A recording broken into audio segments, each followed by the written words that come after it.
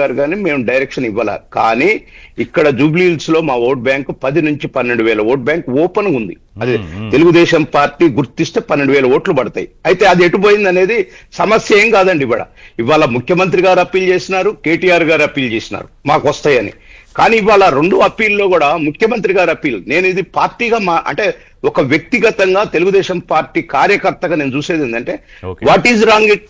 ముఖ్యమంత్రి గారు అప్పీల్ చేసిన దాంట్లో రాంగ్ ఏముంది? నిజమే కదా. భారత రాష్ట్ర సమితి తెలుగుదేశం పార్టీ రాష్ట్రంలో ఉండకూడదనే ప్రతి చర్య 14 గవర్నమెంట్ వచ్చిన కాడి నుంచి వాళ్ళు చేశారు కదా. మా మీద ఒత్తిడి ఉంది కదా, మా కార్యకర్తల మీద ఆ రకమైనటువంటి ఇది కూడా ఉంది కదా. రెండోది, మొన్న చంద్రబాబు నాయుడు గారు 23లో అరెస్ట్ అయినప్పుడు కూడా ఇక్కడ సానుభూతి పరులు వాళ్ళంతా కూడా ధర్నాలు చేస్తుంటే పోయి విజయవాడలో చేసుకోమన్నారు. అంటే ఇవన్నీ ముఖ్యమంత్రి గారు ఏదైతే రేట్రేట్ చేశారో అదంతా కరెక్ట్ అది. కాబట్టి ఇవాళ మేము ఎట్టి పరిస్థితిలో తెలుగుదేశం పార్టీ అనేది భారతీయ జనతా పార్టీతో ఉన్నమాట నిజమే, కానీ మాకు ఎలాంటి డైరెక్షన్ లేదు. కాబట్టి మేము మా కార్యకర్తలందరూ మనోగతాలు ఏమున్నాయంటే యాంటీ బీఆర్ఎస్ పనిచేయాలనే ఉంది. రిజల్ట్ కూడా అదే చూపెట్టబోతుంది. రెండోది, మీరందరూ బీఆర్ఎస్ వైపు వెళ్ళిపోయారంటున్నారేంటి మద్దతుదారులు అభిమానులంతా?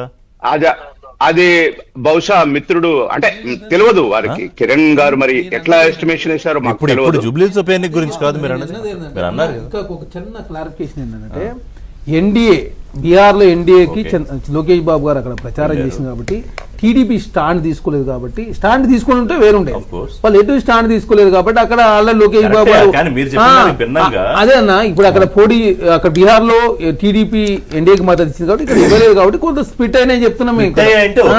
అదే చెప్తున్నా. అయితే ఇంకోటి బీజేపీ సంబంధించి మాత్రం మొత్తం రిషి గారు కౌశిక్ గారు చెప్పేది ఏంటంటే, ఆయన చెప్పేది మా ఓట్ బ్యాంక్ ఒకళ్ళు నిజంగా కూడా మనం స్టాండ్ తీసుకోకపోయినా లోకేష్ బాబు మన ఎన్డీఏ తరఫున బీహార్ పోయి ప్రచారం చేసి వచ్చారు కాబట్టి పోతే బీజేపీకి పోవాలా, కానీ బీఆర్ఎస్ కి ఎట్లా పోతే మరి వాళ్ళ అదేందో నాకు అర్థం కాల. మరి దాని ఏందో మరి అది. కానీ రెండోది ఏంటంటే, నేను అంటున్నది ఏంటంటే కార్యకర్తలు మేము పార్టీ అధికార ప్రతినిధిగా కానీ లేకపోతే మా చంద్రబాబు నాయుడు గారు కానీ తెలంగాణలో ఏం డైరెక్షన్ అనేది లేకుండా తటస్థంగా ఉన్నాం. బికాజ్ మేము బీజేపీ వాళ్ళు కనుక బిఫోర్ ఎలక్షన్ ముందు నోటిఫికేషన్ రాగానే మాతో కూర్చొని మా తెలంగాణ కమిటీ శాఖతో కూర్చొని ఒక కమిటీ వేయించుకుంటే ఓవరావరీగా మేము కూడా భారతీయ జనతా పార్టీకి సపోర్ట్ 100% ఇద్దామండి. 100% అన్కండిషనల్ గా మమ్మల్ని అడుగుంటే మేము సపోర్ట్ చేసేవాళ్ళం. ఓటు బ్యాంక్ కూడా గణనీయంగా వచ్చేది, వాళ్ళకు కూడా కొంత గౌరవప్రదంగా ఉండేది. అది వాళ్ళు ఆలోచించుకోవాలా. కిషోర్ రెడ్డి గారు మిత్రులు ఉన్నారు, వారికి అన్ని తెలుసు. వారు వాళ్ళ పార్టీలో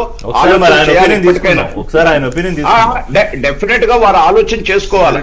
రెండోది, ఇవాళ ఎన్నిక విషయానికి వస్తే ఇవాళ భారత రాష్ట్ర సమితికే దెబ్బండి. ఇది కాంగ్రెస్ పార్టీకి కాదు, కాంగ్రెస్ పార్టీ సీటు కాదు, అది కాంగ్రెస్ పార్టీ సీటు కాదు, బీఆర్ఎస్ సీటు. బీఆర్ఎస్ కలిసి చేస్తుంటే బాగుండేది అన్న దాని మీద కిషోర్ రెడ్డి గారు ఏం చెప్తారు చూద్దాం. కిషోర్ రెడ్డి గారు.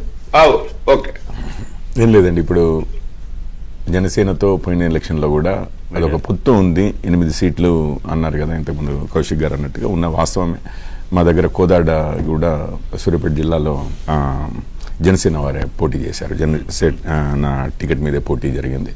సో ఒక ముందు పొత్తు అనేది అంటే ఇప్పుడు డెసిషన్ ప్రస్తుతానికైతే తెలంగాణలో అయితే టీడీపీతో లేదు చేయబట్టి ఇంకా ఆబ్వియస్లీ మేమైనా గానీ పొత్తులు లేకుండా మళ్ళీ కూడా వద్దనుకున్నారు. అంటే ఏంటి, ఏమన్నా స్పెసిఫిక్ రీజన్ ఉందా?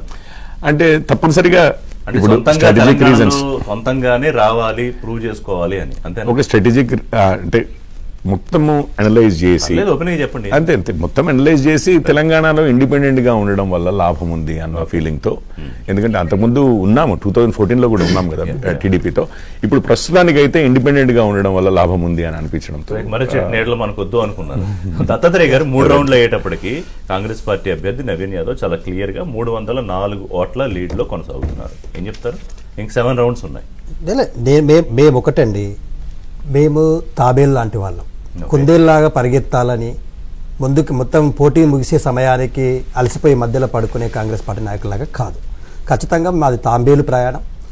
మేము ఖచ్చితంగా విజయం సాధిస్తామనేటువంటి విశ్వాసంతో. ఎక్కడ ఏ రౌండ్ లో టర్న్ అవుతుందని మీరు అనుకునే